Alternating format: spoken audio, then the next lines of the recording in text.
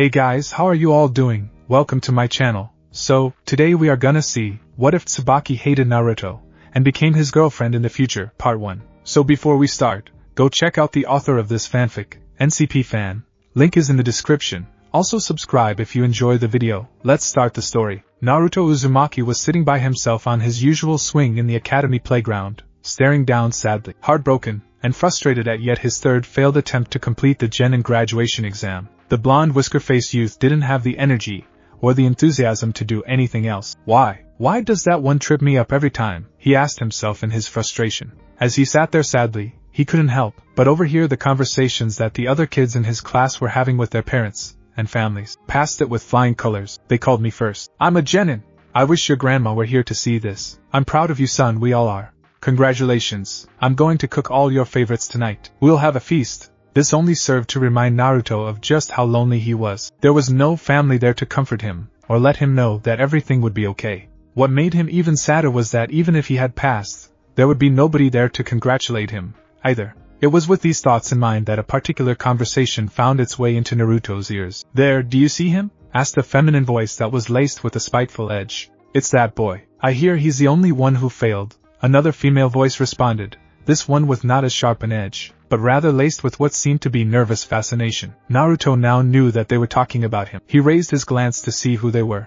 Well, it serves him right, the spiteful woman responded back. Naruto noticed that this woman had the darker hair of the two, and had what appeared to be some kind of shawl wrapped around her forehead.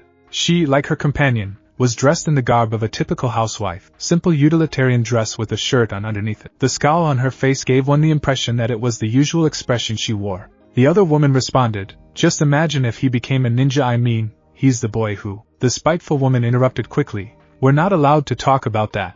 What are they talking about? What did I do? Why do people keep staring and glaring at me like that? He thought to himself at what he overheard, his frustration now giving way to hurt and anger at the unfairness of it all. He picked his gaze up and looked directly at the two women who were quietly deriding him, making direct eye contact with one of them. He noticed that this woman was the prettier of the two. It was clear that she was a civilian, but given her slender build, one couldn't help but wonder if she might have at one time been a kunoichi. Her hair was brown also, but of a lighter shade than her companions, and her head was unadorned. She wore a scowl that was similar to the spiteful woman's scowl, but wasn't quite so pronounced. Unlike the other woman, the nervous woman's scowl looked like it didn't belong there.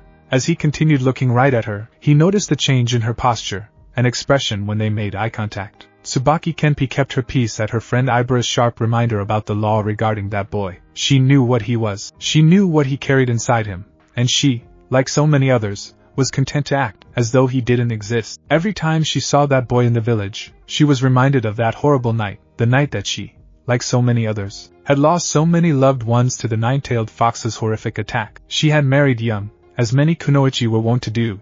At the tender age of 13, her husband, who had been 5 years older than her, was a newly promoted jounin on the night the nine-tailed fox had attacked. The attack left her husband dead, and her alone to raise her 2-month-old daughter Kasumi by herself. She had just made it at that time after 4 years in the shinobi program.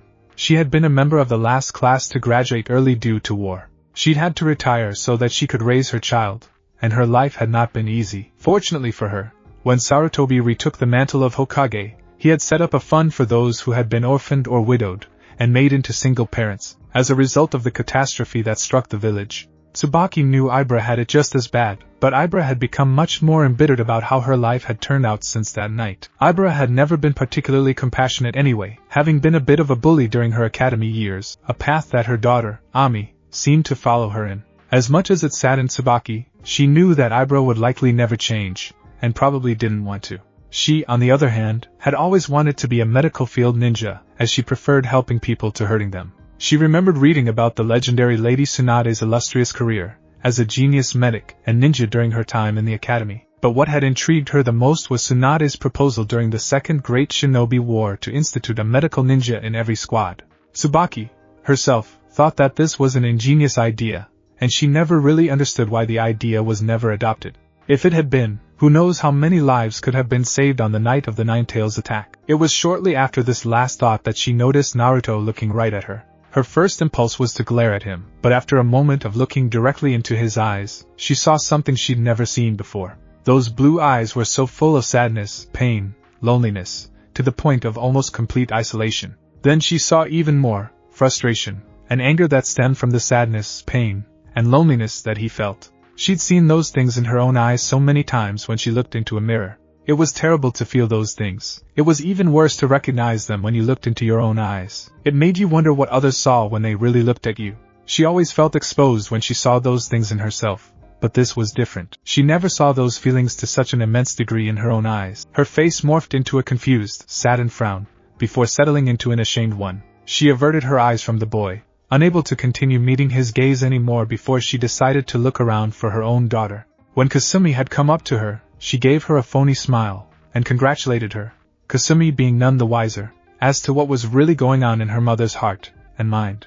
Ibra had done the same with Ami when she had approached, although her smile and praise seemed more genuine than Tsubaki's had been. They all walked away to celebrate their daughter's accomplishment, but Subaki sent one last look at Naruto's way, making eye contact briefly once more. Seeing something different this time, confusion and recognition? She quickly put it aside, as she saw Mizuki-sensei making his way to Naruto, intent on talking to him about something. Naruto became confused, as the woman's face seemed to change. It started with a glare, but then turned into a frown. She became confused, then sad, then she seemed to avert her gaze. Is she ashamed? And of what? She can't be ashamed of what she just said about me, can she? Nobody's ever been ashamed of that, he thought to himself in genuine confusion, trying to solve the puzzle just presented before him. She's probably just ashamed of acknowledging my existence. The rest of the village would rather I wasn't around, so that's got to be it, he thought bitterly, believing he had solved his mystery. Some prompting within him, however, told him to continue watching this woman. He didn't know what it was, and looking back, he could only chalk it up to her abnormal reaction to making eye contact with him. When most made eye contact with him, they usually glared icily, or angrily, but never guiltily. What made this woman so different? Naruto watched with confused interest, as one of his classmates, Kasumi, made her way to the woman, telling her mom how she graduated, and how well she did on the genin exam. She was with her friend Ami, who made her way to the spiteful woman, and had the same conversation with her. So that's where Ami gets it, huh? Naruto thought rhetorically, returning his attention to Kasumi and her mother. Naruto just continued watching. Mom's smile and praise of her daughter seemed forced, as though her guilt was really bothering her. Naruto couldn't wrap his head around it. Why would that be? As they left the grounds, Mom glanced back Naruto's way once more. Naruto's interest gave way to recognition. He could see it in her eyes. She knew how he felt, and it was that realization that made her feel ashamed. He was still a bit confused. After all, how many others looked him in the eye, and didn't care? How many others reacted the same way Ami's mother did, believing that it served him right to fail, and be alone? His attention was diverted by his silver-haired instructor's voice calling his name. It was a fact that word spread quickly throughout the Hidden Leaf village about, well, anything of interest to anybody. It became widely known throughout adult circles that Naruto had been tricked by Mizuki that night into stealing the forbidden scroll of sealing. If some rumors were to be believed, he had learned an A-rank forbidden kinjutsu from the scroll before being caught, and eventually used it to save Iruka-sensei's life. As a result, he had been allowed to graduate, and for some reason, this had made Subaki smile. It made her smile even further when she heard that he was on the first genin squad that Kakashi Hatake, of all people, had passed and taken on. It was as though Kami herself was giving the boy a break, as well as some vindication from the labels and the treatment that people had given him to people like herself. Shame and guilt would come anew when she remembered how she used to treat him. She just couldn't get those haunted, lonely eyes out of her mind.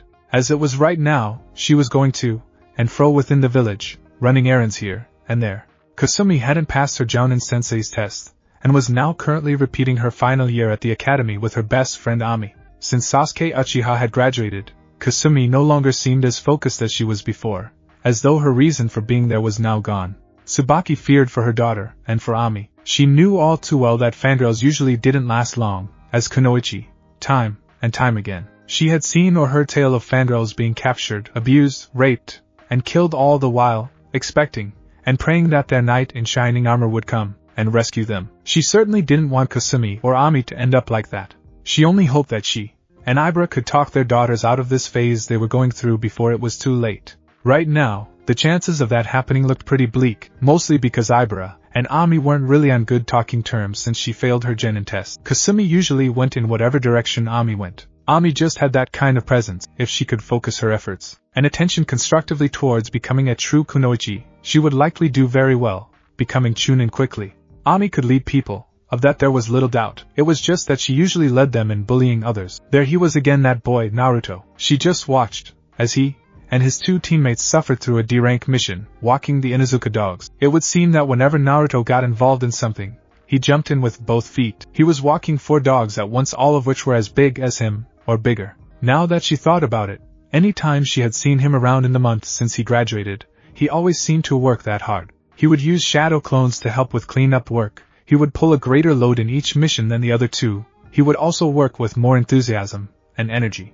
It was as though he had something to prove. She gasped at that. Is this what we've driven him to? Does he work so hard to prove himself, just so we'll acknowledge his existence? It was with that question in mind that she began looking around, seeing if anyone was paying him any mind or attention. She saw that they were paying him more attention than they were his teammates, but it was the kind of attention that they were paying him that struck her. People were looking at him with cold, icy glares, the occasional exception being a hate-filled, scornful glare from someone who felt more strongly towards him than most. This just feels so wrong. He's just a kid. He doesn't deserve this. He's never done anything to hurt any of these people. This thought led to another guilt-filled realization. And not too long ago, I was no different. How would I feel in his shoes, with everyone in the village glaring at me like that day in and day out? How can he stand it? She took a few moments to observe him a little more closely. She saw his posture, and the look in his eyes, even through the goofy grin followed by the occasional teeth-gritting grunt, as he was walking several very strong dogs. She could see that Naruto was aware of every glare,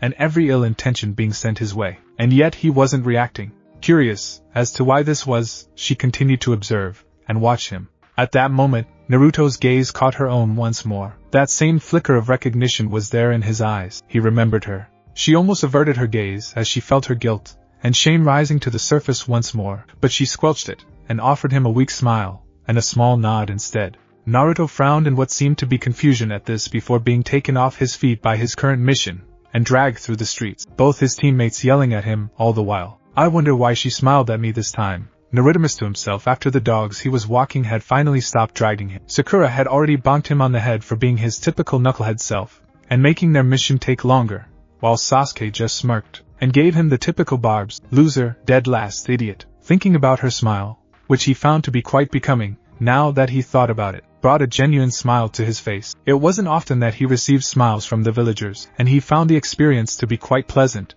to say the least. Upon hearing his teammates calling his name, he passed his phony grin back on his face before turning his attention to them, and running in their direction so that they could get paid. Subaki had heard the most astonishing rumor, and was dying to verify the truth of it.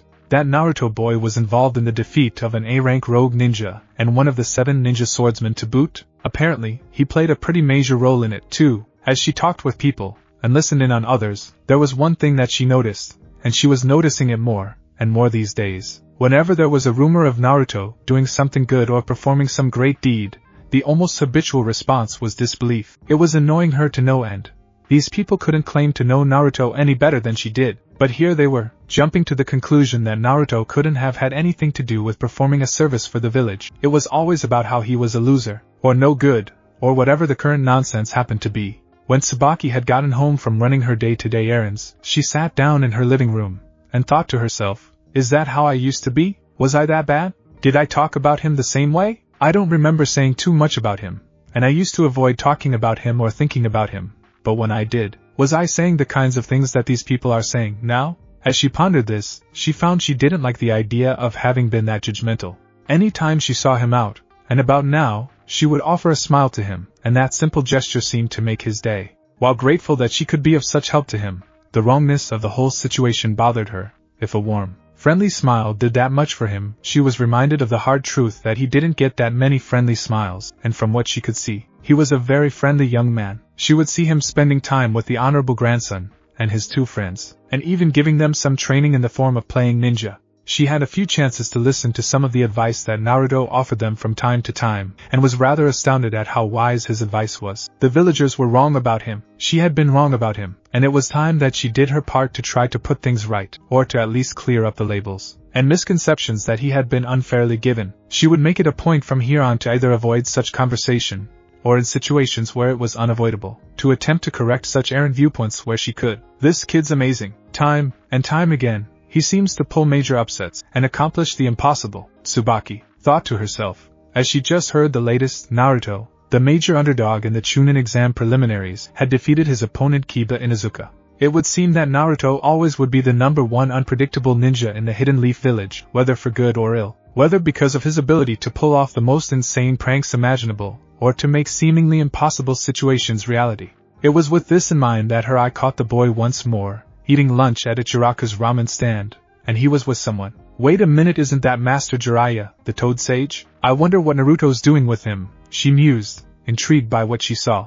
Apparently, the two of them were just finishing lunch, as she saw them paying their bill. Alright kid, back to it, she heard Jiraiya exclaim with gusto. Naruto groaned in response, muttering something about lazy perverts being no help in training at all. It then occurred to Tsubaki, Jiraiya was training Naruto. This brought an astonished, yet grateful smile to her lips. It was great for Naruto that someone finally seemed to be taking a positive, proactive interest in him, and it was even better that the interested party was none other than Master Jiraiya, arguably the strongest hidden leaf ninja alive. As she walked off, she once again made eye contact with Naruto, and once again, there was that flicker of recognition in his eyes, but this time a small smile followed. She smiled back, and this time offered him a shy wave with the fingers of her right hand. Naruto's smile widened, as he waved back before leaving to catch up with Jiraiya. Subaki and Ibra were sitting together at the Chunin exam finals. Things had become a bit tense between the two of them in the past few months, over a couple of sensitive topics. Their daughter's lack of proper preparation for the shinobi world, and Naruto Uzumaki. It was Naruto that was the focus of their thoughts right now, as they were both watching him fight Niji Hyuga, and he was once again the underdog. I still don't get why they let that punk graduate and be a genin, Ibra said in her usual spiteful tone, this time with a darker, almost hateful edge. You know, I really don't get you anymore, Ibra, Subaki exclaimed, her frustration finally reaching its limit. What do you have against him? He's never done anything to you. He's never done anything hurtful or bad to anyone in this village. The most he's done that might be considered trouble is pull off harmless pranks, and since he's been a ninja, he's done nothing but serve this village. He works harder at his missions than any other genin I've ever seen. So answer me, what do you have against him? Ibra looked at her friend in shock. Where did this come from? She always agreed with her before about that good-for-nothing punk. What do you mean? What do I have against him? You were there that night. You lost your husband, too.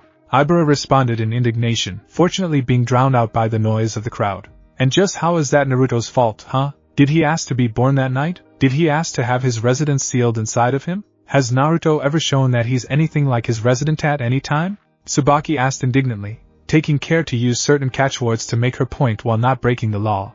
Does Naruto behave like that in any way? Have you ever taken just a few moments to watch him? Or is it just easier for you to blame him for what your life is like right now instead of taking responsibility and moving on? Ibra looked stricken at that. Not having an answer, Ibra grew sullen and angry, bringing her attention back to the match. Subaki did the same, only to watch, as Niji got into stance for his next attack, the gentle fist art. 8 trigrams, 64 palms. Let's see that punk gets himself out of this one, Ibra said, in her usual spiteful tone, as Niji opened up on Naruto, striking him with precision, and closing off his points, cutting him off from his chakra. Subaki gritted her teeth angrily at her friend's unwarranted spite. As Naruto went down, Ibra seemed to smirk in satisfaction, only to grit her teeth, as he got up again. Subaki, on the other hand, began to worry for the boy. She breathed a sigh of relief when Naruto got to his feet, and showed that he intended to continue fighting. Both she and her companion began to get nervous, however, when Naruto seemed to start drawing on the Nine-Tails chakra.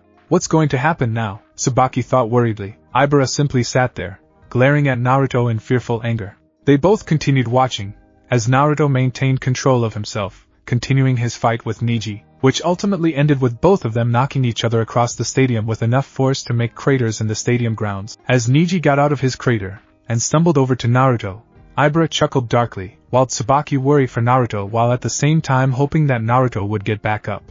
After hearing Niji's diatribe about the reality of a failure, and then watching Naruto explode from the ground, and connect with a strong uppercut, knocking Niji into the air, and backwards about 30 feet, she grinned ecstatically. Somehow, she knew that Naruto would pull off a victory, and she was happy beyond words to be proven right. It was what happened next, however, that would burn itself into her memory forever, and begin to awaken feelings she never thought she would have toward the boy. Naruto responded to Niji's embittered acknowledgement of his defeat. For the record, I failed the graduation exam 3 times cause there was this one that was always on the exam, and it tripped me up every time. It was the one that I just couldn't master. Subaki was listening intently, hanging on every word that came out of his mouth. She didn't know why, but for some reason, she had to know what he would say. Naruto continued, my clones were pathetic, that's right, I flunked the shadow clone jutsu every time. So don't come whining to me with this destiny stuff, and stop trying to tell me you can't change what you are. You can do it, too, cause after all, unlike me, you're not a failure. The proctor called the match, declaring Naruto the winner. The crowd erupted in applause, giving Naruto the standing ovation he greatly deserved. Subaki, one of the very first to stand, began to cry, overwhelmed with admiration towards Naruto, and still feeling a bit ashamed of herself at how she once agreed with Ibra about him. She clapped fervently, grinning widely, and lost in her own thoughts. Naruto, how could I have been so blind? How could I have looked down my nose at someone who has such incredible strength of character? Who are you, Naruto Uzumaki? I don't know, but I mean to find out. With this, she resolved to seek him out after the Chunin exams were over. She still didn't know why, nor did she even know what she would say to him once she found him, but for some reason, she felt compelled to seek him out. She found herself evaluating the fight between Naruto and Neji, and what struck her the most were the differences between their characters, perspectives, and viewpoints. Neji had been callous, cruel, and arrogant, looking down his nose at Naruto, never bothering to even call him by his name, instead using names such as loser, failure, worthless, and impudent little brat. What made it worse was that Neji's arrogance had drawn the rest of the audience in, as well. Naruto had been completely written off as the loser of the fight by this crowd, simply because Neji's overconfidence had drawn the crowd to this conclusion. Naruto, on the other hand, didn't back down, but never did he respond even in kind to Neji. Even now, when Naruto had more than earned the right to gloat over his clearly defeated opponent, he wasn't doing so. There was no disrespect or condescension in his voice at all. He was a gracious winner, and even went so far as to try to spur Neji on to change and better himself. Subaki looked over at Ibra once more, and her smile dropped at what she saw. Ibra hadn't gotten up with everyone else. She hadn't even applauded Naruto's hard-earned victory, but rather just sat there with her arms folded in front of her, and the same ever-present scowl on her face. This time, though, she could see a trace of shame in Ibra's eyes, as well. Ibra was looking downward slightly, as though she knew she was wrong to have such hateful anger towards Naruto, but was still unwilling to let it go. Maybe it's time that I reevaluated my friendship with Ibra, Subaki thought to herself, disappointed that Ibra could hate someone, as a child, no less that much, especially knowing that she had no right to hate him at all. Again, this was accompanied by her own feelings of guilt, not having realized it sooner, or even paying attention to this aspect of her friend's nature that she now found quite unsettling. After sitting down, Ibra growled out sullenly, "Why do you like him so much?" Subaki turned to Ibra, and responded plainly, "Because I actually dared to look him in the eye, and I saw a hurt, anguished, lonely, and confused young boy. I saw the same things in his eyes that I often see in my own eyes every time I look in the mirror, except that they were magnified in his. I know how he feels because of the things that have been done to him, and I'm amazed at how well he stands up under them. Neither of us would have survived in his place, Ibra. Remember that." Ibra glared at her friend for a moment longer before once more sullenly looking downward. Both of them sat there in silence throughout the rest of the matches until Sasuke Uchiha's Chidori struck Gaara of the desert through his sand shield, and it was cast upon the stadium, causing both of them to fall asleep. Subaki and her daughter Kasumi were both dressed in black, the expected attire for mourning in public at a funeral. Both of them were shedding silent tears. So much damage, so many losses. So much had happened in the Leaf in the 3 days since the Chunin exams. The village had been invaded by both the Hidden Sand and the Hidden Sound. The invasion had been repelled, with Naruto himself taking out the most dangerous opponent in a fully transformed Gaara by summoning none other than the chief Toad Gamabunta himself. The cost, however, was high. So many Leaf shinobi were killed in the battle, foremost among the casualties being 3rd Hokage Hiruzen Sarutobi.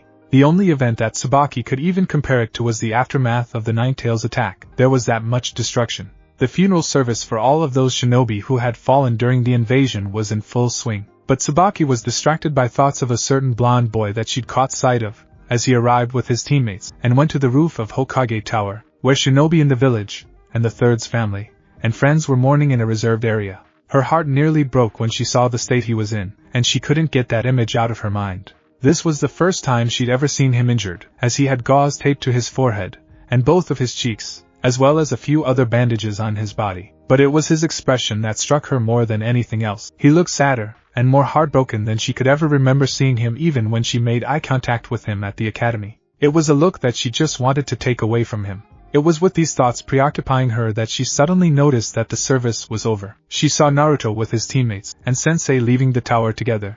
Subaki thought for a moment to approach Naruto, as she had resolved to do during the Chunin exam finals, but decided not to, as she saw him comforting, and being comforted by some friends and comrades. It wouldn't be appropriate right now. Kasumi needs me more, and his friends need him more, as well.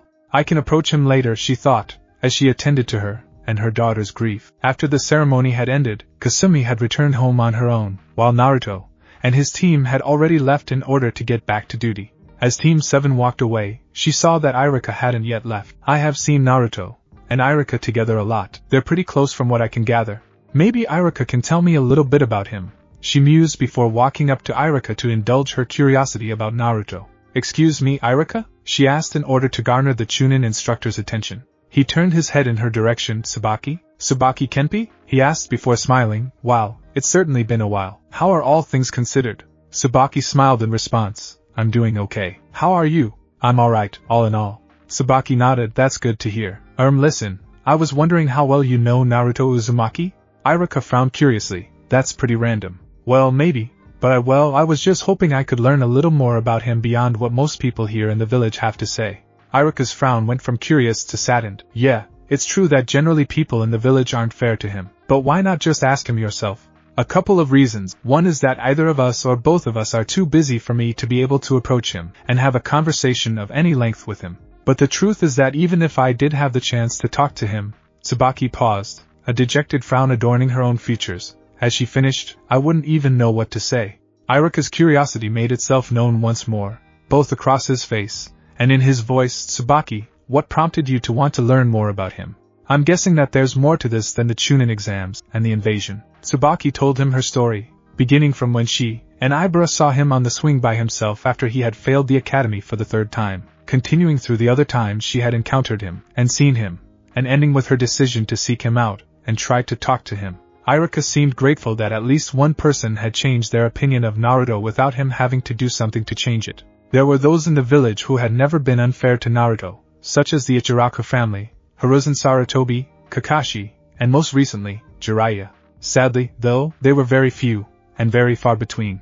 Even Iruka had been unfair to him at first, not wanting anything to do with him because, like so many, he was reminded of what happened with his parents on that horrible night some 13 years ago. He couldn't help but think on how he and Naruto had bonded once he had first seen just how truly lonely and anguished the boy was that night in the cemetery. The words that Naruto had yelled at him sometimes still echoed in his mind. I'm not a nuisance, and I'm not some kind of germ. I have a name. My name is Naruto Uzumaki. Subaki was the first person he had talked to who had changed her opinion of Naruto simply because she saw a lonely human being, not because he did something spectacular, confrontational, or anything like that. You know, it's funny, Iruka began in response to her, as close as Naruto and I am now. It took Naruto getting in my face and yelling at me before I saw him, as more than a simple reminder of the Nine Tails. Did you know that I was assigned as a teacher originally by the third because he wanted someone in Naruto's life that could help him? Subaki frowned in curious surprise, shaking her head. No, I didn't know that.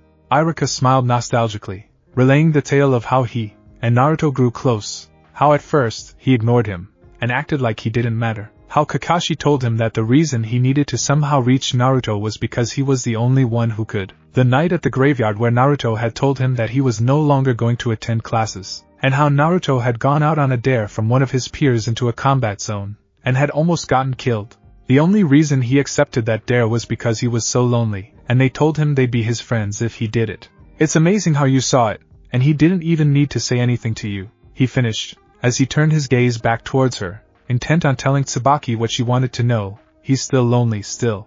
I only wish I had more time to give to him, now. I love him like a little brother. He smiled at the thought before continuing. Naruto's a truly unique and amazing person. He never gives up, either on himself or on anyone else. Once he sets his mind to something, he'll stop at nothing to achieve it, and his goals are so lofty and noble. Of course, you know that he's determined to one day be Hokage, right? Subaki nodded. Well, let me tell you, Iruka continued, the more I see him, and the more I watch him grow, I can't help but think that one day he's going to do it. Subaki's eyebrows shot up in surprise upon hearing this. Iruka pressed on. The truth is that so many people write him off at best, or outright hate him at worst, but he has this strange power, for lack of a better word, But it seems to fit because he's the only person I've ever known who's like this. You can't get to truly know Naruto, and not eventually come on to like or love him. He can become friends with anyone, it doesn't matter who they are, or where they're from. He's also fiercely protective, and loyal towards his friends, and loved ones. Iruka turned his gaze in the direction that Naruto had walked off in. As he finished, Subaki, if you want to know what to say to him, just say whatever comes to mind.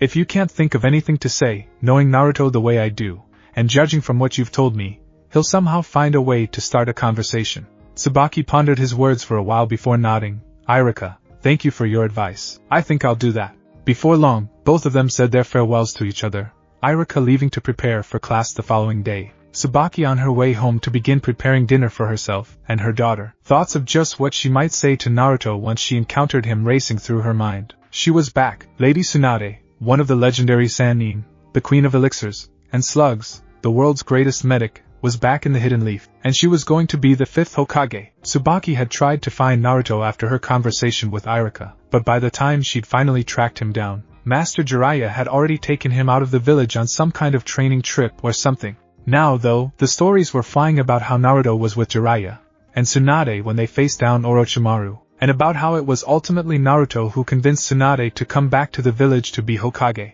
Tsubaki's hero was back, and it was Naruto who brought her home. It was reported that they were a short distance away from the village gates, and they would be walking through the streets any minute now on their way to the Hokage Tower. Tsubaki was waiting in eager anticipation, not only to see her hero again, but to see Naruto, as well, who was becoming a bit of a hero to her, as well. Shortly afterwards, the sounds of cheering could be heard from the direction of the village gates. They had arrived. The cheering grew louder, as those closer to Tsubaki caught sight of Tsunade and the party. It wasn't much longer before Tsubaki saw them, and there was Naruto running up to walk right alongside them, all sporting a mile-wide grin. Tsubaki noticed that this grin wasn't like the phony, goofy grin she'd see on his face when she usually watched him. He was genuinely happy at that moment. She smiled at this, as from what she could tell from her observations of the boy, as well as what she learned about him from her conversation with Iruka. Genuine happiness was something Naruto rarely experienced. Subaki began to cheer with everyone around her. As the party drew near, she made her way to the front of the crowd so that she could get a better look at Naruto. She saw that the young blonde must have noticed her movement out of the corner of his eye, as he turned towards her the moment she emerged toward the front. Smiling even wider, and nodding, and waving at him again, he closed his eyes, and waved back once more before turning his attention back towards the trio that he was following. Subaki noticed that a few of those around her started looking her way, mostly in confusion, probably wondering how she and Naruto seemed to know each other. She just shrugged it off, and continued cheering with everyone else. Subaki was frantic with worry. Naruto had just been brought back to the village by Kakashi, and from what people knew, he was very badly injured. Apparently, Sasuke Uchiha had either defected from the village to join Orochimaru, or he'd been kidnapped, and forcibly taken to him, and Naruto was one of those who were sent to bring him back home. When she had heard the tale of his injuries, and that he had just been brought in, and admitted to the ICU of Hidden Leaf Hospital, she started running all over town, talking to anyone she knew, and trying to find out, as much as she could. What happened? How did he get hurt so badly? Just how badly is he hurt? She kept asking herself over and over again. Even her daughter had taken notice of how out of character she seemed to be acting, and, as Kasumi wasn't the most perceptive girl on the planet, this spoke volumes concerning Tsubaki's current state, more to herself than to anyone else. She didn't care. The only thing she cared about was finding out about how Naruto was doing, and seeing if she could help him in any way. After finding out very little on the streets, she decided to go to the hospital to see what she could learn. When she spoke to the reception desk in the main lobby, the attendant seemed quite saddened, and worried herself. She informed Subaki that more information could be gleaned from the reception area in the intensive care ward before telling her how to get there. Thanking the woman for her information and directions, she immediately proceeded to the ICU to gather what other information she could. When she arrived, she found the ward to be a whirlwind of activity. With how quickly all of the staff and orderlies were running to and fro, she could only draw one conclusion: Naruto apparently wasn't the only new arrival. Subaki sat in the lobby and waited for things to settle down. 2 hours of waiting later, several exhausted orderlies and one exhausted nurse who was acting as the ward's receptionist returned to the main waiting station. Subaki went to the front desk to inquire about Naruto's condition. The receptionist, a lime green-haired woman around Subaki's age whose name tag read Isako, seemed surprised. "You're the first one to ask about him. Do you have any kind of relationship with him?" "Well, no," Subaki responded in a subdued manner. I'm just a concerned party is all. My daughter and he were in the same class at the academy. Can you tell me how he is? The newly identified Isako broke down his injuries for the woman. 2 separate piercings through his right lung by either a large, wide weapon or of some sort. Chakra depletion, a fractured skull, several broken and displaced ribs, 6 fractured cervical vertebrae, severe blood loss, and a cleanly fractured left tibia. Subaki gasped at the severity of his injuries, and began to cry, but Isako reassured her. Don't worry, Isako said calmly to show her reassurance. His tenant apparently heals his body at an accelerated rate. Most of his injuries are already healing, from what we hear from Lady Tsunade.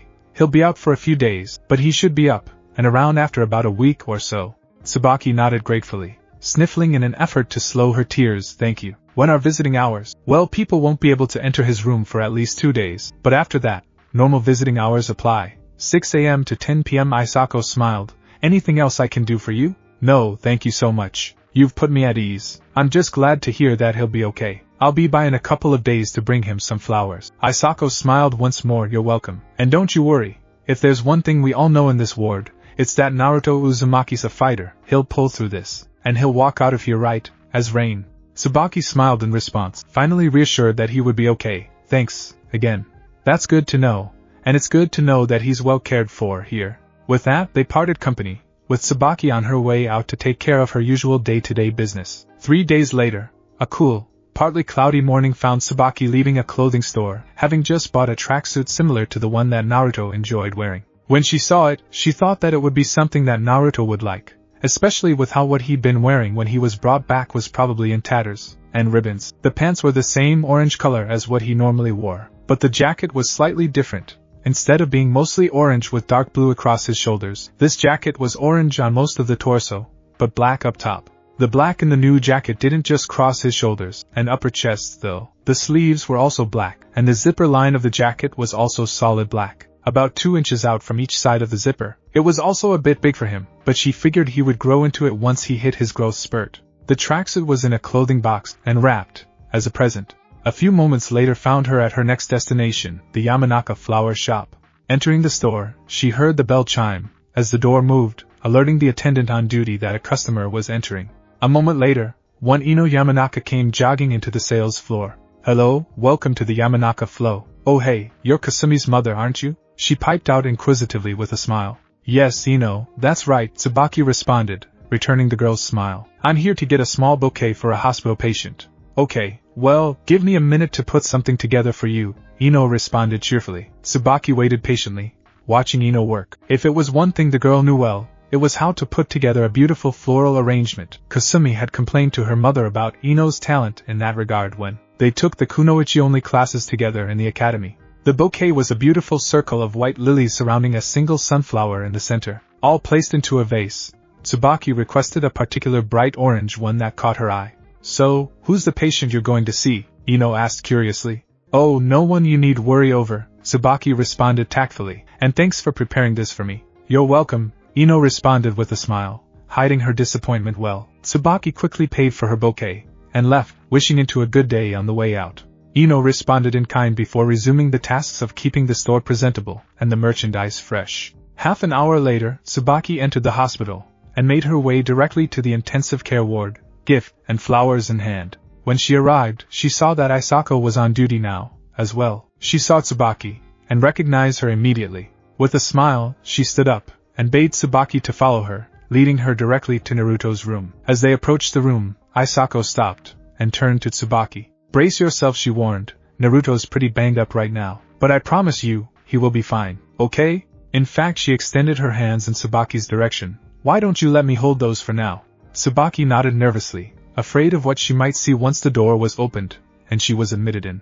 Handing the vase, and presenting it to Isako, she opened the door herself, and entered the room. Upon sighting the patient that she was there for, she gasped, and cried out in surprise and horror, bringing her hands up to her mouth. There on the bed, in a hospital gown, was Naruto. The crown of his head was wrapped in bandages, patches of blood having leaked through here and there. His face was severely bruised and swollen in places, freckled with scratches and gashes. In his mouth was a plastic tube that could be followed to a respirator, assisting him in his breathing. His left thigh was in a cast and elevated by a harness. The parts of his upper body that were not covered by the gown were wrapped in bandages, again with blood seeping through in various places. On the right side of his chest, blood had seeped through the gauze she could tell was underneath the gown, and even into the gown itself. 4 tubes were secreting various chemicals into his body in various places, and diodes were taped onto him, allowing various vital readings, such as blood pressure, pulse, oxygen levels, and brain activity to be displayed. A brace was on his neck, holding his head firmly in place. Subaki couldn't stop the tears that began to flow. Isako placed the vase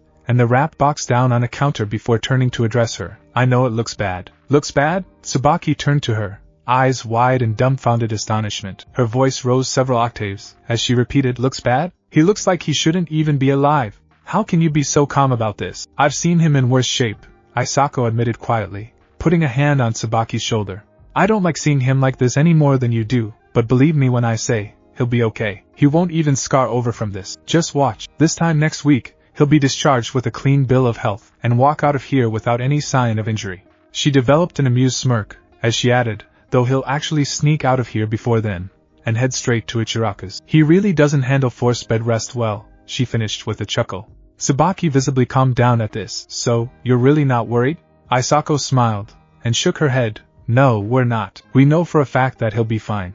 And we're going to make his recovery as quick and as comfortable as possible in the meantime. Subaki turned her gaze back to Naruto to regard him once more. You said you've seen him in worse shape than this. How is that possible? Well, Isako began sadly. There was one incident when he was just a small boy where he was beaten severely. It happened on his 6th birthday, and well, some people decided that ignoring him simply wasn't enough that year. A few drunks decided that they would be crusaders that year, and end the blight left by the Ninetales attack. They beat Naruto to near death, and her voice began to break, as she started to recall what was done to the small, malnourished blonde child that had been brought in for emergency treatment. Her reaction was not lost on Subaki, as she turned to her, and continued, please don't ask me to tell you what they did to him. They did unspeakable things. They did things that were so bad that the memories of them weren't just sealed within Naruto's mind. They were removed entirely by Inoichi Yamanaka himself. The third punished those responsible so severely that he only told us that the information was classified. The medical records and charts from that attack were also classified, and I think they were destroyed. Subaki found herself in tears once more. She didn't want to imagine what those monsters could have done to this boy. She never asked him, as from what Isako had just said, he had no memory of it at all, even deeply buried, and she never pursued the matter anyway. She was afraid of what she'd find. She then turned back to Naruto, and studied him once more. Don't worry, Isako spoke up once again. He'll never remember that incident, and there are no visible scars anywhere on him from it. Like I said though, we've seen him in worse shape, and he's pulled through before. He'll pull through good, as new. Subaki looked at the woman again. Seeing the confidence in her eyes brought Subaki great comfort this time. She smiled at Isako in gratitude before turning back to Naruto. As Isako left the room, Subaki slowly walked toward him. She stopped at his bedside, and brought her hands up to his sleeping face. Gently caressing it in an affectionate manner, she leaned down slowly, and carefully towards his ear, and spoke. I don't know if you can hear me or not, but I'm glad you're going to be alright. I know you don't hear this anywhere near, as much as you deserve to, but thank you. Thank you so much for everything that you do for us, here in the village. As she finished, she planted a slow, lingering kiss on his cheek, just off of his mouth. After several seconds, she pulled away, tears of gratitude, both to him, and to whatever Kami was watching over him, pouring down her face. She smiled, a warm, loving, affectionate smile, as she pulled away, her fingers stroking his cheeks. As she pulled off, she left the room, the receptionist smiling just as warmly as Tsubaki herself was. Maybe it's time I returned to active duty, and pursued that dream I had of being a medical ninja again, Tsubaki mused to herself, thinking on the idea of making herself useful once again. Had they stayed in Naruto's room a moment longer, they would have noticed a single tear rolled down the side of his face, and that his lips had turned upward into a very weak, barely noticeable smile. Ino Yamanaka had just been relieved of her shift at the shop by her mother. Her next destination was the hospital to visit Choji and Naruto, both of whom she had heard were in the intensive care ward. Though Shikamaru informed her Choji had been moved into a regular ward, as he was out of immediate danger. Naruto, 5 days after being admitted into ICU, had not regained consciousness yet. On her way out, she picked up a flower for each of them. When she arrived at the hospital, she decided to go to Naruto's room first, as she knew it wouldn't be a long visit. Receiving directions from the front desk, and later from Isako in the ICU, she made her way to Naruto's room. As she entered, and laid eyes on Naruto, she gasped. Even though she had steeled herself in anticipation of serious injury, she simply couldn't believe what was done to him. She didn't know the details of his mission or of the opponent he fought that gave him these injuries. As a genin, she wasn't privy to such information, but she couldn't imagine how or even why a person would beat an opponent so badly instead of just killing them quickly. Shaking off her shock, she placed her flower in the empty white standard vase that was a hidden leaf hospital room mainstay. She placed her hand on Naruto's near shoulder, and said quietly, "Get better soon, okay? This village isn't a happy place without you running around." As she turned to leave, she caught sight of the same orange vase and flower bouquet that she had sold to Kasumi's mother a couple of days earlier, as well as the gift-wrapped box that she had seen the woman carrying. Frowning in thought, she asked herself, how does Kasumi's mom know Naruto? I didn't know she cared this much about him. After thinking about it for a few moments, she decided to let it go. She had seen the way that a lot of people in the village had looked at Naruto, and she'd also heard the whispers. She decided that it wasn't important why someone like Kasumi's mother, who she thought had disliked the blonde, now cared about him. What was important was that she cared now. Nodding to herself, and satisfied with her conclusion, she left Naruto's room to go visit Choji, and keep him company for a while. Naruto finally woke up. He had no idea how long he'd been out for. The only thing he knew was that he hurt a lot. As his eyes adjusted themselves to the light in the room, flashes of what had happened prior to waking up here started coming back to him. Sasuke's cursed seal horrid, monstrous hand like wings on his back, his skin having that sickly gray pallor, a Chidori being shoved through his chest being pile-drived from several hundred feet up from there. It got a little hazy, as he could only remember seeing red. Not wanting to dwell on these images any longer, he tried to look around and get his bearings, only to discover that he couldn't turn his head. After a while, he figured out that he could at least roll his body just a little, allowing him to use his eyes to cover the remaining angles so that he could see the room he was in. He took in the various trappings and fixtures of the room, and it dawned on him that he was in the hospital. At that moment, the smells of sterilization and medicines seemed to make themselves known, as did the blips and bleeps of various medical monitors and devices. He could hear the bleeps beginning to vary in rhythm and tone, indicating changes in readings and activity. Before long, the door opened, and Isako entered the room with a smile. "Hi, Naruto. It's good to see that you're back with us." "Yeah, hi Isako," he responded, depressed. "Oh, come on, why the long face?" she asked cheerfully. "You're okay. All of your friends made it back safely, some a little worse for wear than others, but alive. And safe now, doesn't that make you happy?" "But we failed our mission," he answered in the same numb tone, "and now Sasuke's gone to Orochimaru." Isako walked up to him, and laid a hand on his shoulder. "I'm sorry about that, Naruto, but at least you have a chance now to go back out after him. I'm just glad you're alright, because you were really banged up when Kakashi brought you in, and you've never been out this long either." Naruto frowned at this. "How long was I out for? You were brought here 6 days ago. The combination of both your injuries and chakra exhaustion is why you've been out for so long." "And I've been out the whole time?" Isako nodded. "Naruto, you had several injuries that would have been fatal for anyone that isn't you." Naruto closed his eyes and sighed. "Well, I guess this fox in my gut's good for something, huh?"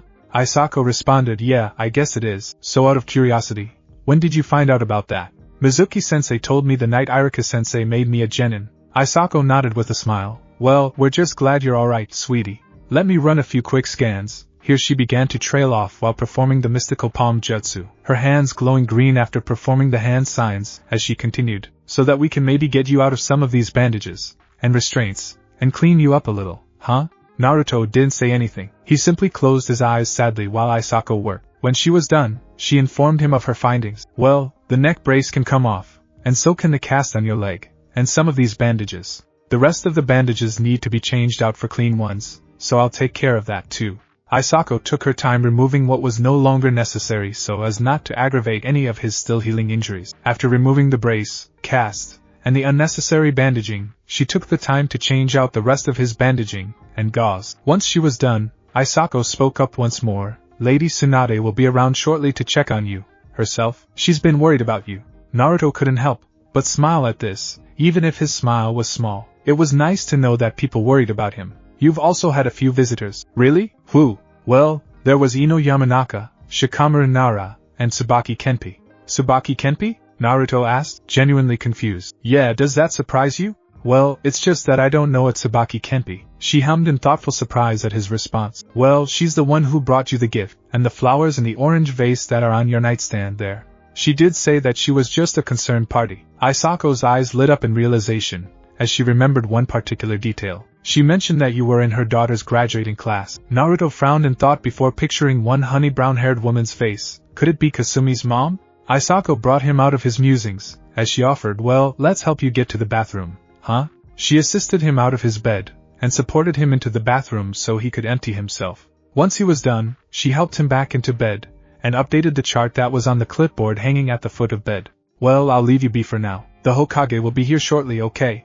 Naruto nodded with a weak smile, as Isako left the room. Left to himself, he looked at the vase and the gift-wrapped box on his nightstand. There was also a get well card sitting on them. Picking up the card, he opened it, and read the handwritten message inside. "Naruto, I know you don't know me, but I'm glad to hear that you're going to be alright. I hope you like the gift I bought for you. It's a little big for you right now, but I know you'll grow into it in no time at all. I hope you get better quickly, and I also want to thank you for everything you do for this village, much of which we don't deserve from you. You're in my thoughts and prayers. Please take care. Subaki Kenpi." Naruto was touched by the card's contents. His eyes welled up in joyful gratitude at the gesture. He put the card down, and picked up the gift box. Tearing off the paper, he opened it to see a track suit similar to the one he normally wore, but with more black in the jacket. He thought it was the coolest thing ever, but boy, that Subaki lady wasn't kidding when she said it was a little big. Regardless, she got him a present, and grew into it. He placed the track suit back into the box, and closed it up. A smile adorned his face, as he waited for Tsunade to show up. True to Isako's prediction, Naruto had sneaked out of the hospital for a trip to Ichiraku Ramen. 4 days after her visit to his room, Subaki saw Naruto, still in bandages all over his body, literally being dragged out of his culinary haven by those same bandages by none other than Lady Tsunade's apprentice Shizen. In addition to the bandages, however, he had also been wrapped in a straitjacket. Naruto was protesting loudly that he was fine, and that he felt fine, while Shizen was firmly telling him that he wasn't, regardless of what he said. Shizen also added, somewhat teasingly, that she would allow Naruto to get some ramen once he was all healed, to which Naruto protested even more loudly, saying that he was fully healed already. Subaki couldn't help but laugh heartily at the comical scene being played out before her. At the same time, she was relieved that he was conscious, and he didn't seem to have any overt signs of the injuries he had suffered just 1 week ago. It made her happy to see that he was in good spirits, and that he wasn't letting the things that happened to him get him down. Having caught the infectious smile that Naruto always gave her once more, she continued about her business with a noticeable spring in her step. Subaki, for the past several months, had thrown herself into training to get her conditioning back to where it once was. Part of this was just to be of service to the village, but it was also to inspire both Kasumi and Ami to put forth greater effort by showing them what a real kunoichi trained like. Kasumi and Ami did start to notice, but the way they saw Tsubaki working herself into the ground in order to get into top form once again actually had the opposite effect on the girls. Instead of being inspired, it terrified them both. Whenever Tsubaki offered to allow them to train with her, they both steadfastly refused, disappointing Tsubaki greatly. More and more often girls are found with Ibra more than Tsubaki these days. Kasumi would come home to eat and sleep, and also to get help with her homework, but for the most part, mother and daughter didn't talk much anymore. It wasn't too much longer before the girls did graduate, this time passing the second genin exam, and officially becoming genin. This actually prompted Kasumi and Ami to move out of their mother's house and get an apartment together. Kasumi, for some reason, didn't really bother coming around anymore.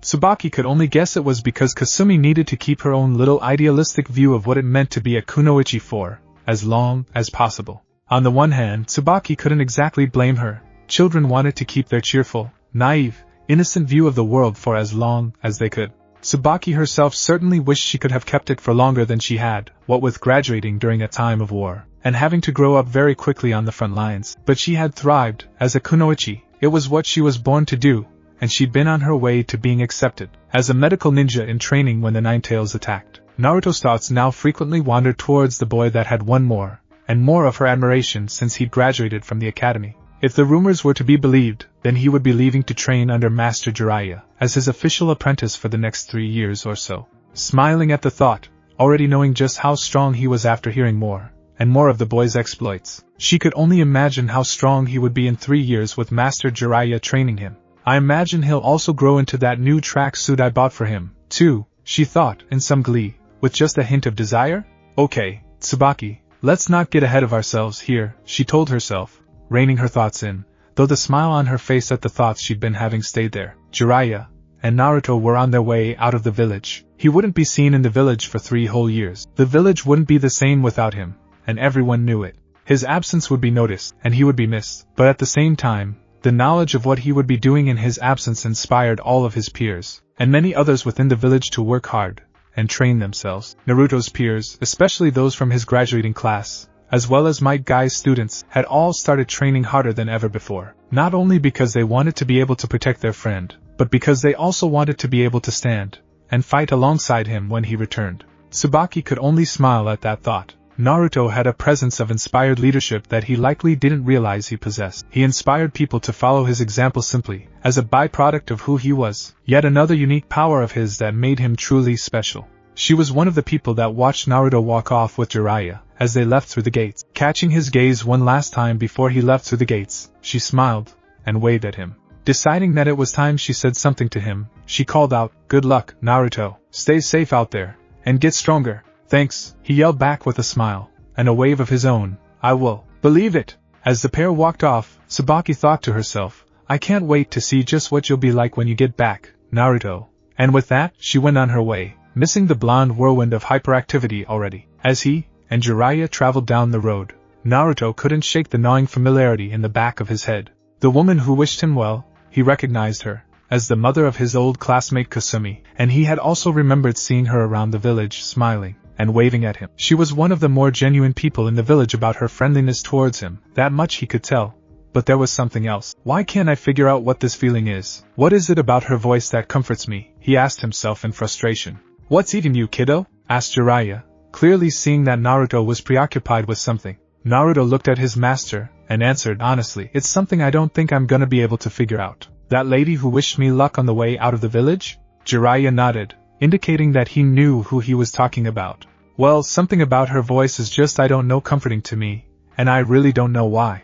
Jiraiya smiled knowingly at him. "Well, it'll probably come to you in time if it's important, Naruto." But otherwise his knowing smile turned into a perverted grin. "If nothing else, you got yourself a pretty lady who seems to want to see you again." Jiraiya finished with a loud, boisterous laugh. Naruto just grumbled at his teacher's antics. Yeah, whatever you say, pervy sage." Both of them continued their travels, though Naruto couldn't help but keep his master's words in the back of his mind. Subaki had a horrible, sinking feeling in the pit of her stomach. Something terrible had happened. The only time that the Hokage summoned a shinobi or kunoichi's next of kin to their office was when the ninja in question had been hurt, raped or killed. When she had arrived at the Hokage's office, she knocked on the door. When she entered, she heard Tsunade's voice from the other side. She opened the door and entered. To her surprise, Ibra was there as well, and she looked upset. "Subaki Kenpi?" asked Tsunade, wanting to confirm her identity. "That's right, Lady Hokage," Subaki responded. Tsunade closed her eyes and sighed. "You'll want to sit down for this. Trust me."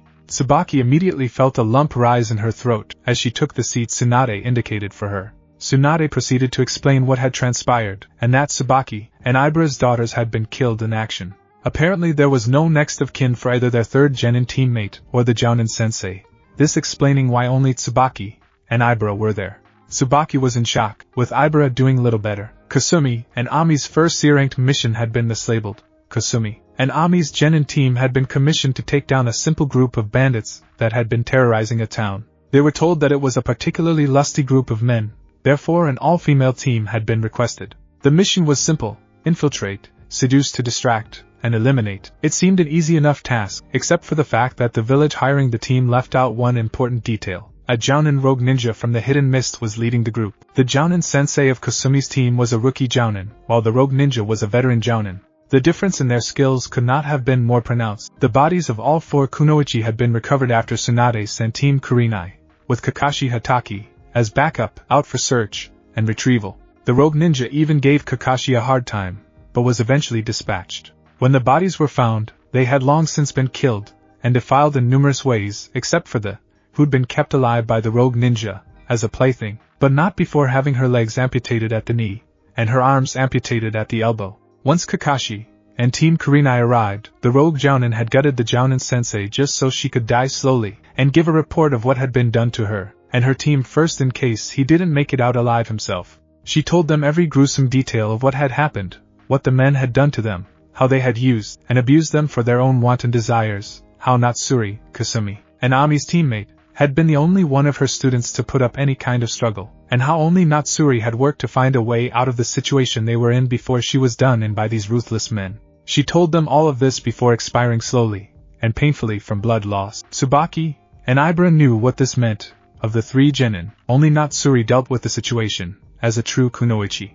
The bodies of their comrades had just been returned to the village and were being prepared for burial. While they were being transported back to the village by Kurenai and her team, Kakashi went to the hiring village to find the mission contractor so that he could figure out what happened. He found out that they honestly didn't know about the rogue jounin that led the group. They'd never seen him. This tragedy was the simple result of honest mistakes and insufficient intel. Ladies, please, if there's anything you need, or if there's anything I can do for either of you, please don't hesitate to call on me, okay? Tsunade offered, hoping to provide what comfort she could for the grieving mothers. Ibara simply sat there, silent tears flowing down her cheeks, her teeth gritted together in anguish. Subaki shed silent tears, as well, hanging her head. Subaki began to mutter while slowly shaking her head back and forth, I told them. Ibara looked at her former friend, and snapped, what are you talking about? Not even bothering to look up, Subaki answered the question in a slow, numb monotone. I told them that they needed to train more. I told them that their training was all they would have to fall back on in the field. Her voice broke, as she continued. I told them that something like this could happen, but they didn't listen to me. Her cries became quietly vocal, as she finished. Ibara only looked on in anger at Subaki's words. I told them, Subaki continued, that their prince wasn't going to come in and save the day, and that they needed to train, and stop treating this like some kind of game. Or maybe they should have depended on him to come and rescue them instead? Ibara snapped angrily, finally losing her cool, as her own voice broke. Except he's out on a training trip, so he couldn't be here to protect our daughters, now could he? Subaki, on impulse, stood up and drummed the other woman hard across the face, knocking her out of her seat. Don't you dare blame Naruto for something that he had no fault in. The only ones to blame for this are the men who killed them. But as hard as this is for you to accept, and as cruel as it might sound, the fact of the matter is that Kasumi and Ami should never have been kunoichi to begin with. They were Uchiha fangirls in the academy, and they never grew out of that. This would have happened eventually anyway, so stop looking for someone to blame, and don't you ever use Naruto Uzumaki as a scapegoat in my presence again. Do you understand me? Holding her hand to her reddened cheek, Ibara looked at her former friend in shock, before her shock turned to anger. She was about to retort and retaliate before Tsunade interjected. Ibara turned to the Hokage, who continued, I agree with Subaki, quite frankly. And while I do sympathize with the fact that your life's just been turned upside down, I will not sit idly by and allow you to slander one of my best shinobi.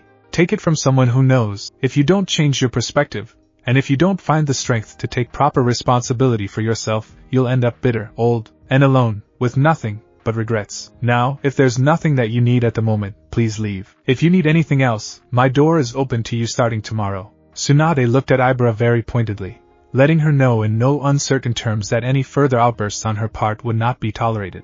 Ibara collected herself, narrowed her eyes into a glare, and left without another word. Once she was gone, Tsunade looked at Subaki, genuinely impressed with how she stood up for Naruto. She hadn't known a lot of people who would do such a thing in the village since she had taken the reins as Hokage. Following this, she let out a frustrated sigh. Barely a month has gone by since he left, and already people are forgetting all Naruto's done for them. Subaki simply turned her gaze back to Tsunade, and explained, that's not it, Lady Tsunade. Ibara's always hated Naruto, just because seeing him reminds her of the fact that she lost her husband in the Nine-Tails attack. Well, that explains her animosity, Tsunade remarked. Subaki shook her head in disagreement. No, it's just her excuse. The truth is that she's just not a kind or compassionate person. She never was. She's one of those people who needs somebody to blame, and Naruto's burden gives her an easy target. I lost my husband that night just like she did. Both of us were left widowed with infant daughters at 13 years old. We were both Chunin, and we had to resign from active duty so we could be home with our children. So in a sense, we lost our careers that night too. But none of that is Naruto's fault. I'm ashamed to say that I once shared her point of view until I actually saw who he was behind the goofy facade he put up. Tsunade's eyes narrowed curiously. Really? What did you see? Subaki recollected the tale of how she saw Naruto on the tire swing, as the only student in the academy who didn't graduate with his class, and how at first she only saw him as the boy who had the fox in him. She shared about how she looked him in the eye, only to see feelings and emotions that she knew quite well. She then shared about how her view changed the more she saw him around and observed him. Tsunade smiled at Subaki's accounts of Naruto. Even Tsunade herself had to let Naruto grow on her, and it took Naruto standing up to protect her on both a broken leg and a torn quadricep. This woman simply saw something real in Naruto's eyes before she started changing her opinion of him for the better. Lady Tsunade? Subaki suddenly asked. I would like to request a skills evaluation so I can return to active duty. Tsunade frowned in surprise. Subaki, are you sure that's such a good idea right now? I mean, you're going to need some time to grieve. I believe it would be helpful to me, Lady Hokage. My only child is gone, and while I will take the time to grieve, Subaki's voice began to break. As the tears started to flow, I wanted to be of use. I need to keep going, and moving forward. I always wanted to be a medical ninja. Really? Tsunade asked, as she leaned forward to listen closely, now quite interested in the woman's request. Yes, ma'am, replied Subaki enthusiastically. You were always my hero in the academy. I had to write a report about a great Konoha ninja, as one of my assignments, and I chose you. I always thought that your proposal to put a medical ninja on every ninja squad was a brilliant idea, and I always wished that it would have been implemented. Tsunade, now even more impressed, responded, Wow, it's not often I meet someone your age who actually knows of that proposal. Do you still wish to learn medical ninjutsu? Very much, milady, Subaki responded. Alright then, Tsunade said with a smile, in exactly 2 weeks' time, I'll evaluate your skills myself, and determine what rank you'll be given. You can report here at 8 a.m., and I'll take you to a training ground. I'll also make arrangements for you to begin training in medical ninjutsu. In the meantime, please grieve for your lost child, and if you need anything, please feel free to come to me even if it's just to go out and have a drink. Subaki smiled gratefully, and bowed to the older blonde. Thank you, Lady Tsunade. There's a good chance that I'll do just that. Tsunade smiled, and nodded. Both of them said their goodbyes, and Subaki left the office to go home, and grieve the loss of Kusumi and Ami. Subaki and Tsunade had gone out for drinks together several times. Subaki would talk, and sometimes cry, while Tsunade would offer what comfort she could. A small funeral service was held for the team that had recently been lost. Subaki and Ibara didn't have anything to say to each other, as both were too upset. Several of Kusumi and Ami's classmates and former classmates attended the funeral, including most of the rookie 9. Many condolences were offered, and both parents walked away from the service feeling comforted and cared for. After the funeral, Subaki threw herself into preparing for her evaluation. When the time came around, Tsunade evaluated her overall skills and allowed her to return to active duty at her previous rank of Chunin. Instead of the typical housewife's garb she was known to wear, she could now usually be seen in standard Chunin attire: green flak vest, black shirt, and pants. Though she chose to go with skin-tight, form-fitting variations of the outfit, black ninja sandals, and a black headband that she wore around her waist as a belt. Her conditioning was now plain for all to see, muscles in all the right places, just enough to make her own curves a little more prominent. While she was always slender, she now looked quite fit. Throwing herself into her work, she requested missions immediately upon being processed back into the shinobi program. In addition to receiving standard field missions, Subaki threw herself into training, both in the medical field and her other skills. She found that her chakra was aligned primarily to water, and so began chakra nature training exercises to learn to better control water. Might Guy, when available, coached her taijutsu and physical training to improve those aspects of her skill set. She also spent a good deal of time in the shinobi library, pulling what resources she could find to improve her overall chakra control, learn new, and possibly find an additional element that she could train once she got the hang of her water chakra affinity. This said nothing of her devotion to her medical training, however. She threw herself into it with a vigor that even Sakura Haruno, Tsunade's newest apprentice, hadn't displayed. Shizen was awestruck at the woman's work ethic, having seen that she had somehow crammed and mastered 2 years' worth of medical theory and training into 8 months. When she had brought Tsubaki's work to Tsunade's attention, Tsunade had approached Subaki and offered her additional study material. She also expressed her regrets that she couldn't take Subaki on as an apprentice at that time, because one apprentice was already quite a handful, especially on top of being the Hokage. Subaki, grateful for anything she could get, jumped at the chance to study Tsunade's material, wrapping her arms around Tsunade on impulse, before remembering herself and sheepishly apologizing. Tsunade waved off her apology, and Subaki ended up taking her abilities in medicine and medical ninjutsu to new heights. Tsunade, at first, was ecstatic about Subaki's zeal to learn and master the skills she was being taught. Her joy became laced with curiosity, as she saw Tsubaki's drive only grow. 2 years into Tsubaki's medical training, the blonde Hokage invited Subaki out for a drink again. Once they were at the bar with plenty of sake to go around, Tsunade began the conversation. Well, Subaki, I can't recall ever being so impressed with a medical ninjutsu student as I am with you. Even considering that Sakura's learning directly under me, and your studies are mostly self-directed, the fact that your skills, as a medic, have surpassed Sakura's own is nothing short of spectacular. So what exactly is it that's driven you to work so hard since returning to duty? Naruto Uzumaki, Subaki responded without shame or hesitation. Tsunade pondered, intrigued. What about him exactly?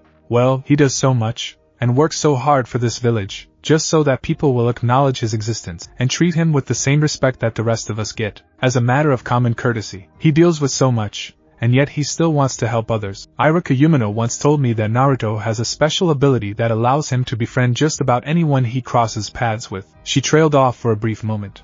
I can attest to that firsthand, Tsunade admitted. But then, Subaki continued, he also has this strange aura of leadership about him. Tsunade raised an eyebrow at this, prompting Subaki to explain. He inspires others to follow him, simply, as a byproduct of who he is, and the example he sets. He works so hard to protect all of us. I think it's only right that the rest of us do what we can to be in a position to fight alongside, and protect him, too. I never really thought of it like that about the leadership quality. I mean, Tsunade admitted, but you're absolutely right. That is what's been going on with his friends since he left with Jiraiya. I'll tell you, Naruto, he just makes you want to bet on him. You know what I mean? Subaki nodded, understanding Tsunade's point. Tsunade quietly noted the expression on Subaki's face. It was almost wistful. She was wearing an involuntary smile that gave her a faraway look. Tsunade was even able to note the ever-so-slight blush on Subaki's cheeks, even though she hadn't had that much to drink. She decided not to comment on it, but some part of Tsunade told herself that despite how outlandish it might seem at first glance, this woman that had become her friend in the last 2 or so years would be a good fit for Naruto's life. In what capacity, she couldn't really tell, but she could see that both of them would benefit from knowing each other, and being close. So, how close to Naruto are you? Tsunade asked curiously. Actually, I don't really know him on a personal level. We've never actually had a conversation. This surprised Tsunade greatly, and it showed. Then how is it that you seem to know him so well? Just keen observation skills, I guess, Subaki responded honestly. But the more I think on it, it might be more that I'm looking at what's really there, and not just seeing what I want to see. Her tone took on a slight edge. It frustrates me to no end how blind people can be. I was blind, as well, for a long time, but I don't know. When I looked into his eyes for the first time, I saw a human being there, and a very lonely one at that. Tsunade nodded sadly. I'm ashamed to admit that I didn't even notice that about him until you said something to me that first time we talked. It's funny, I pulled out some pictures that I had of him, and I noticed something. In every picture where he smiles at the camera, his eyes are always closed. It made me think that he's a lot more perceptive than we've ever given him credit for. I always thought it was just him being happy and oblivious, but now I can't help but wonder if he knew what he was doing in trying to hide his eyes from the world. She trailed off, as she reflected on those images. Subaki just nodded sadly, and sighed, before commenting once more. You know what's funny? Ever since the Chunin exam finals 2 years back, after what I heard him say to Niji Hyuga after beating him, I've been wanting to talk to him, and find out more about him. I just want to know who he really is. What stopped you? Tsunade asked, genuinely curious. Circumstances, believe it or not, she said with an ironic chuckle. When I was coming, he was going, or the other way around, and at the times where either of us was coming or going, it just wouldn't have been appropriate to have such a conversation. I guess I just came to accept the fact that if I want to have that conversation with him, I'll have to be patient and wait for the opportunity to present itself. I suppose so, Tsunade admitted, but I believe your chance will come. I hope so, Subaki replied with a smile. I really hope so. I'm home, everyone. Naruto Uzumaki has returned to the Hidden Leaf Village, could be heard throughout the streets, in Naruto's voice, no less. He's back? Subaki asked herself excitedly, snapping her head around to gaze in the direction that the great announcement seemed to originate from. Where is he? What does he look like now? Oh, I have to go see. She wasted no time, taking to the rooftops to quickly find him. After catching sight of him standing atop a post, she gasped. There he was, a good deal taller, and thicker than when she'd last seen him. And he was wearing the track suit she'd bought him all those years ago, too. She smiled at the sight of his attire, and she couldn't stop the blush creeping across her cheeks at the sight of the boy-turned-man. Naruto, she called out, getting his attention. He smiled, as he caught sight of her, jumping off the post onto the nearest roof. He noted that she had discarded the civilian housewife get-up for a much nicer-fitting leaf Chunin uniform. She landed on the same roof, and approached him, smiling, and blushing all the while. It's you, Naruto began, as he fumbled around, trying to think of what to say. Air high. Subaki giggled. Well, hi yourself. I see the track suit I bought you fits you rather nicely, now. Naruto gasped with wide eyes, as he pointed at her. You're Tsubaki? She nodded. It's nice to officially meet you, Naruto, and I appreciate you remembering my name from just a get-well card. You too, he replied cheerfully, chuckling while scratching the back of his head. I didn't know you were a ninja. Actually, I had retired from service on the night of the Nine-Tails attack. My husband was killed, and I was left to raise our daughter by myself. I returned to active duty a few weeks after you left for your trip. Okay, he said, nodding with a smile. So how is your daughter? Her face fell at that. Naruto immediately noticed, and offered an apology. I'm sorry, if that's a sore spot for you. No, it's okay. You wouldn't have known. She died in the line of duty 3 years ago. Naruto's own face fell. Oh, I'm sorry. Thank you, she replied. I actually returned to active duty immediately after I was finished mourning her loss. It just seemed like the right thing to do. It gives me a chance to contribute, and I can also do my part in making sure that what happened to Kasumi doesn't happen to anyone else. Naruto's lips and cheeks crept slowly upward into a warm, genuine smile at that. That's good to hear. I'm glad to know you're making the best of something like that. Subaki smiled gratefully, and nodded. She then noticed a happy twinkle in his eyes, and commented, You know, you have a very nice smile when you're happy. I hope I get to see that smile more. Now, it was Naruto's turn to blush.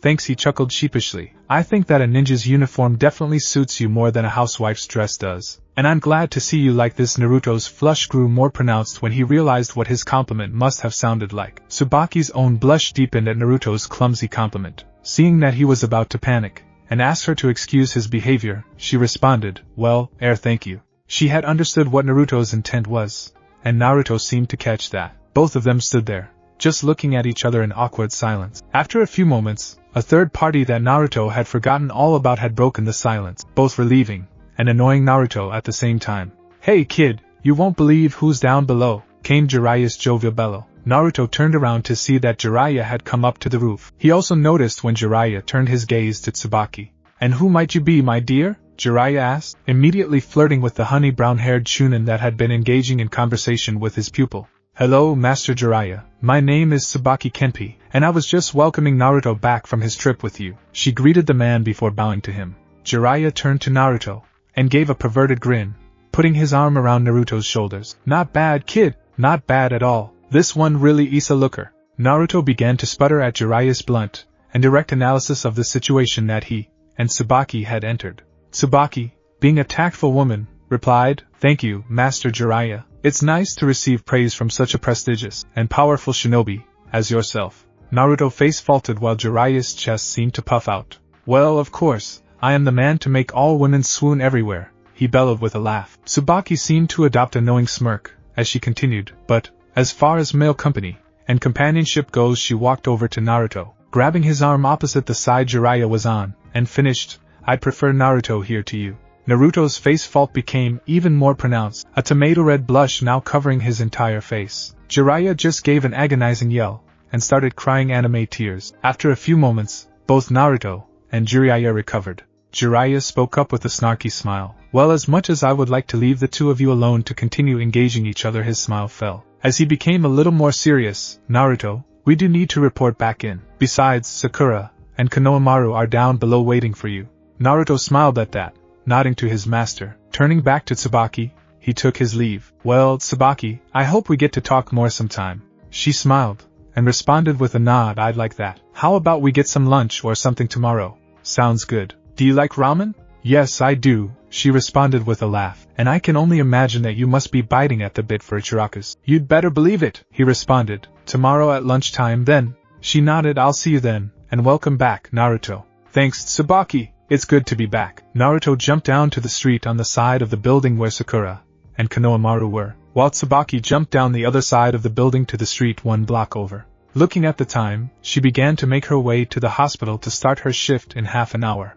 On her way there, she crossed paths with Ibara, who seemed to be shopping and running a few errands. Ibara stopped with a double take as she saw her former friend, a woman she hadn't seen since Ami and Kasumi's funeral service. She gasped as she saw Tsubaki, dressed in Chunin attire. She must not have known that I returned to active service, Subaki thought to herself. Subaki offered a weak smile and a nod to Ibara. Ibara, in response, cast her gaze down and slightly away from Subaki before turning and going back about her business. Saddened for the woman, Subaki continued on her way to the hospital. Naruto couldn't deny that he had changed. He'd had time to think on a few things while he and Jiraiya had been traveling from place to place. He'd had a chance to discuss a lot of life experiences with Jiraiya, who in turn wasn't stingy with him in that department. Both of them were able to laugh with each other at getting tied to the stump at the end of the bell test. Both of them were crushing hard on girls who would beat the crap out of them simply because they were in the mood to, though unlike Naruto, Jiraiya would admit that it was his perverted leers and antics that would bring Tsunade's wrath upon him most of the time.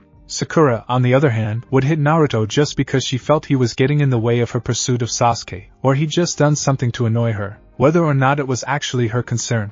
The more time away he'd had from the village, the more he was able to see certain people for who, and what, they really were. Sakura hadn't so much as left him a get-well card when he had come back from the Sasuke retrieval mission, and even though she tried to cheer him up while he was there in the room, she had mainly come by to find out the full story of what happened to Sasuke. In contrast, a woman who had only seen him on the street a handful of times not only brought him flowers and a card, but a gift, as well. When he had thought of these things, his interest in Sakura started to wane rather quickly. He eventually found himself asking what it was he ever saw in Sakura to begin with. He had grown up. His time with Jiraiya hadn't been without its benefits and lessons. He was able to learn from Jiraiya's own mistakes with Tsunade, as well as from Tsunade's reactions to Jiraiya. Sakura was even more volatile than Tsunade had been, and Naruto came to the conclusion that he would be better off, in many ways, by letting Sakura go. Ironically, he came to that conclusion after he had already let her go unconsciously. These were the things he had pondered on his way to Hokage Tower with Jiraiya and Sakura. After trying to show Konohamaru his latest pervy ninjutsu, Sakura had slugged him once more. Of course, he would admit that he probably asked for that. Still, though, would it be too much to ask that Sakura not hit him hard enough to break his jaw? After all, it wasn't like he was peeking on her in the bathhouse or something. He was broken out of his thoughts as Sakura knocked on Tsunade's office door. The three of them entered when the command was given, and from there, he and Jiraiya gave Tsunade an update on Naruto's training. Subaki was waiting for Naruto to show up at Ichiraku's. She had gotten there at 11:30, just half an hour before noon, so that she could be sure she wouldn't miss him. The more she thought about this, though, the more awkward she felt. What would she say to him? What would they have to talk about? Would he even show up? It wasn't like they knew each other, after all. "Hey there," Subaki heard from behind her. Turning around, she saw Naruto. He came to meet her, after all. He was also wearing that same smile she liked so much yesterday, that genuine smile that showed he was truly happy. She smiled back, both with relief and with happiness that he was there. "Hi," she said right back. "Have a seat. I haven't ordered yet. I was waiting on you to get here."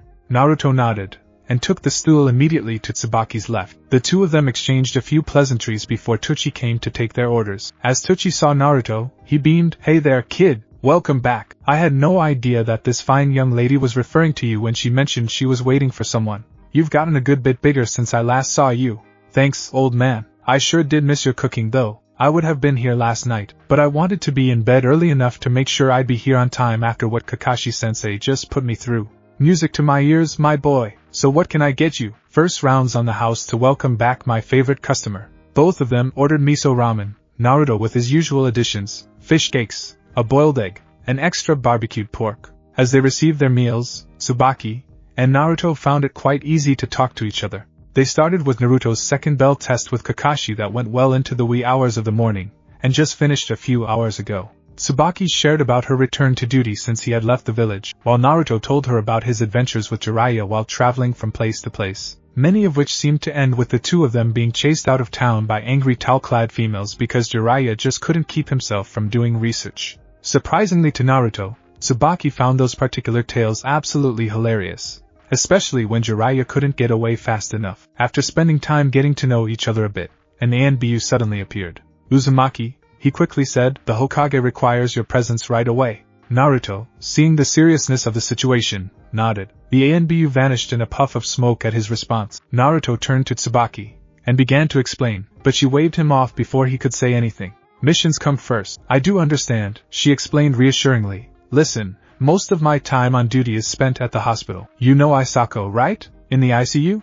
Naruto nodded, prompting Subaki to continue. "She can always tell you where I am. So if you want to drop by and talk some more after you get back from your mission, I'll be waiting for you, okay?" Naruto smiled and nodded. "Well, gotta run. I'll see you soon, Subaki. Looking forward to it." With that, Naruto left the stand and made his way to the Hokage's office at top speed. Thanks for watching my video, and make sure to check out the author of this fanfic. Link is in the description. See you next time. Till then, sayonara.